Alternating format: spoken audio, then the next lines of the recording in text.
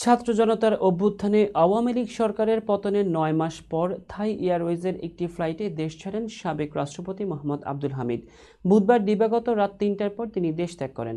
বিষয়টি নিয়ে রাজনীতি এবং সামাজিক যোগাযোগ মাধ্যমে শুরু হয়েছে ব্যাপক আলোচনা সমালোচনা। এই ঘটনার সবচেয়ে বেশি আলোচনা এসেছেন অন্তর্বর্তী সরকারের আইন উপদেষ্টা ডক্টর আসিফ নজরুল। শুক্রবার দুপুরে নিজের ভেরিফাইড ফেসবুক পেজে এক পোস্টে ডক্টর আসিফ নজরুল লিখেন, সাবেক রাষ্ট্রপতি আব্দুল হামিদের বিরুদ্ধে কিশোরগঞ্জ সদর থানায় একটি হত্যা মামলা রয়েছে। গত ১৪ জানুয়ারি দায়ের করা মামলায় শেখ হাসিনা, শেখ রেহানা, সজীব ওয়াজেদ জয়, সাইমা ওয়াজেদ পুতুল ও ওবায়দুল কাদেরের নামও রয়েছে।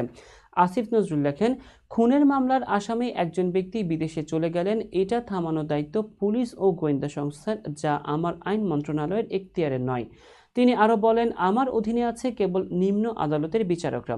বিচারকদের দায়িত্ব না বিমানবন্দর পাহারা দেয়া, না কারো চলাচলে বাধা দেওয়া। তিনি আরও জানিয়েছেন, আইসিটি আইনে আওয়ামী লীগ নিষিদ্ধ করার প্রস্তাব তিনি উপদেষ্টা পরিষদের সভায় উত্থাপন করেন। এখন সেটার বিরোধিতা করা তার পক্ষে সম্ভব নয়। ডক্টর আসিফ নজরুল আরও বলেন, আইন কোনো সমস্যা নয়, চাইলে আইসিটি আইন সংশোধন করা সম্ভব। আওয়ামী লীগ নিষিদ্ধ করতে চাইলে বা আদালতের পর্যবেক্ষণ এলে আমরা আইনগত ব্যবস্থা নেব ইনশাআল্লাহ। তিনি সকলকে উপদেষ্টাদের দোষারোপ না করার আহ্বানও জানিয়েছেন।